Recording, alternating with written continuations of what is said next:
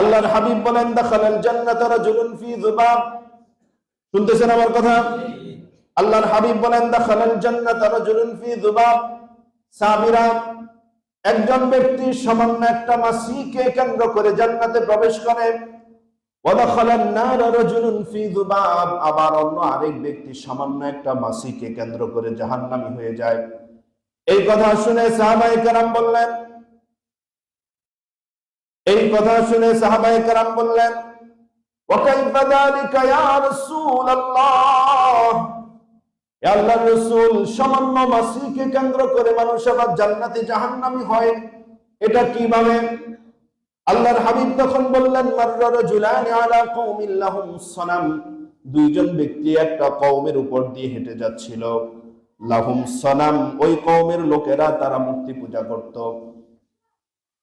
লা ইয়াজুজু আহাদুন হাত্তা ইউকাররিবু লাহু শাইআ, ওরা একটা নিয়ম করে নিয়েছে, আমাদের এই রাস্তা দিয়ে এই মূর্তির সামনে দিয়ে যারা যাবে তারা আমাদের মূর্তির জন্য কিছু মানত করতে হবে, আমাদের মূর্তির জন্য কিছু উৎসর্গ করতে হবে। এটা তারা নিয়ম বানিয়ে নিয়েছে। যেমনি ভাবে নিয়ম বানিয়ে নিয়েছে চাঁদাবাজেরা, কদমতলীতে যদি কেউ দোকান বসায়, অস্থায়ী দোকান বসায়, তাদেরকে দৈনিক চাঁদা দেওয়া লাগবে, এই সিস্টেম আছে না নাই? অমুক নদীর পাড় দিয়ে যেতে হলে তাদেরকে চাঁদা দেওয়া লাগবে, এই সিস্টেম আছে না নাই? ওই স্ট্যান্ড দিয়ে গাড়ি রাখলে দৈনিক চাঁদা দেওয়া লাগবে, সিস্টেম আছে না নাই? এমন চাঁদাবাজির সিস্টেম, এটা হলো রাজনৈতিক চাঁদাবাজি, তখন ছিল ধর্মীয় চাঁদাবাজি। বুঝতে পারলেন কিনা? এবার বলেন কোনটা হালাল আর কোনটা হারাম? সবাই বলেন। এটা ছিল ধর্মীয় অন্যায়। তারা একটা নিয়ম করে নিয়েছে, লা ইয়াজুজু আহাদুন হাত্তা ইউকাররিবু লাহু শাইআ, কোন মানুষ যখন সেই মূর্তির সামনে দিয়ে যেত, তাদের মূর্তির জন্য যদি কোনো কিছু মানত না করত, তারা তাকে ছাড়তো না। মাররা রাজুলান, ওই দুইজন ব্যক্তি যাচ্ছিল, তাদের পথ রোধ করা হলো। তাদের একজনকে বলা হলো করিব, আমাদের মূর্তির জন্য কিছু উৎসর্গ করে যাও। ওই ব্যক্তি বলল লাইসা ইনদি শাইউন মুকাররিবু, তোমাদের মূর্তিকে যে আমি যে কিছু উৎসর্গ করব ওই রকম তো আমার কাছে কোনো কিছু নাই। তখন তারা বলল করিবু ওয়ালাউ যুবাবান, অন্তত পক্ষে একটা মাছি হলেও আমাদের মূর্তির জন্য উৎসর্গ করে যাও। বুঝতে পারলেন কিনা? বুঝতে পারলেন কিনা? অর্থাৎ খুব সহজ, তুমি উৎসর্গ করে যাও, মাছির তো কোনো মূল্য নেই। মাছি যে আমি যদি আপনাকে 10 লক্ষ মাছি যদি এনে দেয়, আপনি আমার কাছ থেকে কয় টাকা দিয়ে কিনবেন? বলেন, 1 টাকা দিয়ে কিনবেন না। মূলত মাছি দ্বারা তাদের কোনো কল্যাণ হয় না। তারা এটা বুঝাতে চায় এই মূর্তির জন্য তুমি উৎসর্গ করো, কমপক্ষে একটা মাছি হলেও দিয়ে যাও, তার মানে আমাদের সাথে যে তুমি আসো এটা তুমি প্রমাণ করো। বুঝতে পারলেন কিনা?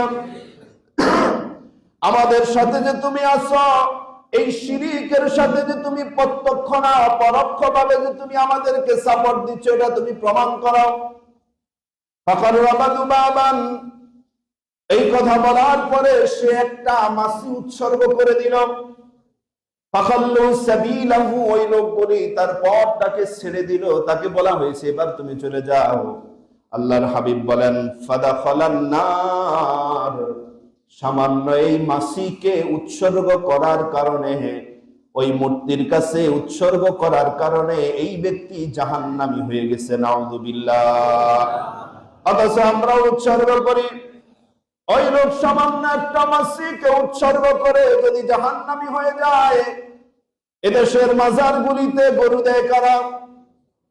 কোন হিন্দু দেয়? কোন খ্রিস্টান দেয়? সব মুসলমানেরা দেয়। মাজারগুলিতে গরু, ছাগল, হাঁস, মুরগি, ডিম, টাকা পয়সা কারা দেয়? মুসলমানরা দেয়। তাহলে ওই ব্যক্তি যদি মাছি দিয়া জাহান্নামে যায়, আর আপনি গরু, ছাগল, উট, ভেড়া, দুম্বা দিয়ে বুঝি আপনি জান্নাতে যাবেন? এজন্য আমি আপনাকে কিচ্ছা কাহিনী শোনাচ্ছি না, এটা হলো হাদিস, সহিহ হাদিস থেকে বাস্তবতা শোনাচ্ছি। আপনি শিরিকটাকে আমরা যেভাবে হালকা করে নেই, অথচ মারাত্মক গুনাহ হলো শিরিক। কোন গুনাহ এমন নাই যে গুনাহ করলে আপনার জন্য জান্নাত হারাম হবে, এমন কোন গুনাহ আকাশের নিচে জমিনের উপরে নাই, একমাত্র শিরিক ব্যতীত।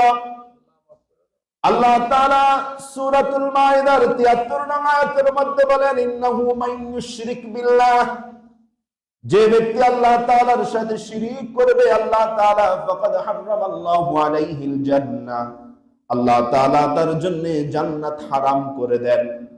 শুধু জান্নাত হারাম করে দেন তা না, ওয়া মাওয়াহুন নার, তার জন্য জাহান্নাম অবধারিত করে দেন, জাহান্নাম অবধারিত করে দেন।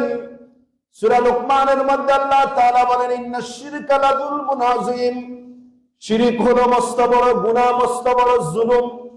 আর এই জুলুমটা বান্দা আল্লাহ তাআলার উপরে করে, সেজন্য আল্লাহ তাআলা সূরাতুন নিসার ৪৫ নং আয়াতের মধ্যে বলেন, ইন্নাল্লাহ, নিশ্চয় আল্লাহ, লা ইয়াগফিরু আন ইউশরাকা বিহি ওয়া ইয়াগফিরু মা দুনা যালিকা লিমান ইয়াশা, আল্লাহ তাআলা শিরিক ব্যতীত অন্য যত গুনাহ আছে তা যদি আল্লাহ তাআলা চায় ক্ষমা করে দিবেন, কিন্তু শিরিকের গুনাহ আল্লাহ তাআলা কখনোই ক্ষমা করবে না, একমাত্র তওবা ছাড়া।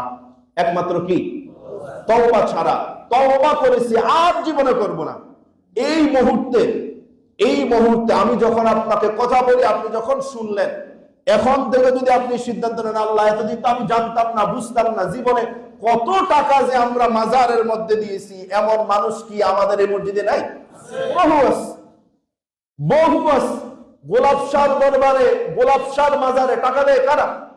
আমরা দেই। আপনি 2 মিনিট দাঁড়ালেই দেখবেন কত মানুষ যে টাকা দেয়, গ্রিলের মধ্যে হাত দিয়া, কপাল দিয়া রাখে, সেজদা দেয়, কেউ বাধা দেয়। শিরক, একেবারে মারাত্মক শিরিক। শুধু শিরিক না, যেই মানুষগুলো এই কাজ করে এরা বিনা হিসেবে জাহান্নামী। কোথায় যাবে এরা? অথচ আপনি সারাদিন দাঁড়ায় থাকেন, একটা হিন্দু লোক দেখবেন না।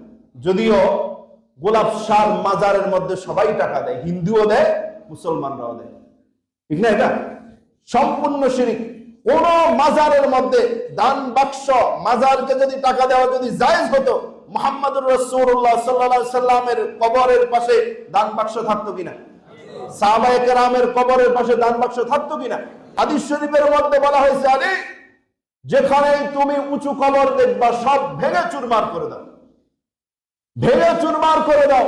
আর আমরা সেখানে কবর বানাই, মাজার বানাই, সেটাকে ওরস বানাই, ওরস তো বানাই ওটাকে মেলা বানাই, ওখানে নারী পুরুষ সবাই যায়, শুধু যায় তা না, সেখানে আবার মাদক সেবন করা হয়। বানিয়ে বললাম আমি, ঠিক না? বানিয়ে বললাম নাকি আমি?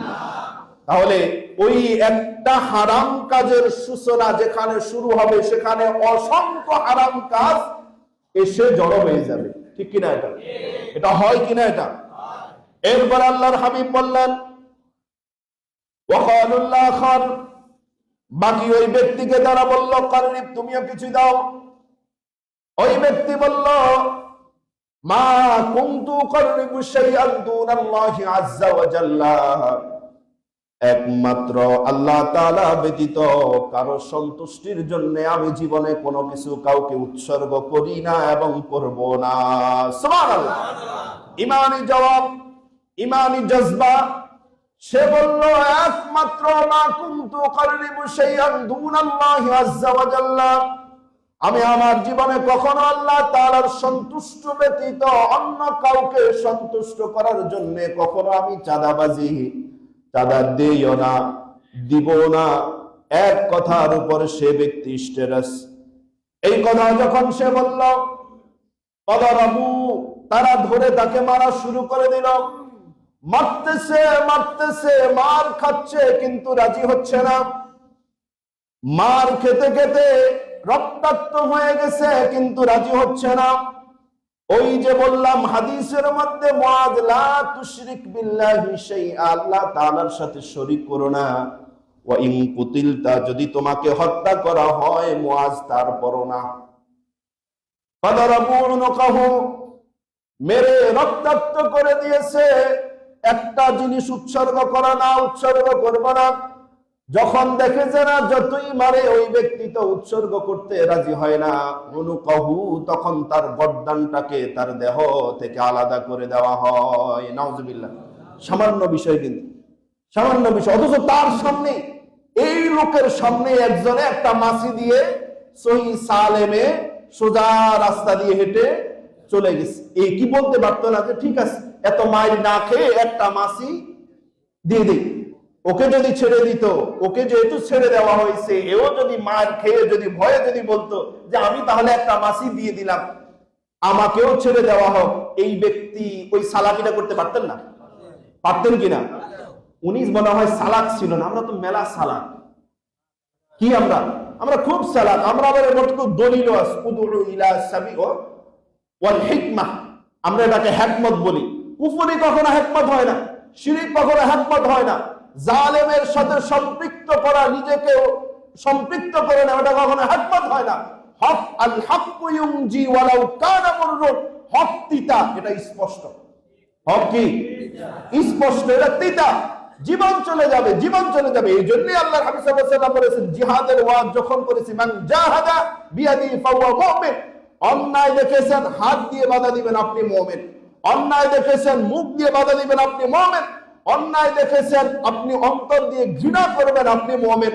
ওয়ালাইসা ওয়ারাআ যালিকা মিনাল ঈমানি মিন হাববাতিন খারদাল, এরপরে যদি আপনার অন্তরের মধ্যে যদি ঘৃণা করার মতো ঈমানও যদি আপনার না থাকে, আপনার অন্তরের মধ্যে এক সরিষা পরিমাণ ঈমান আর নেই।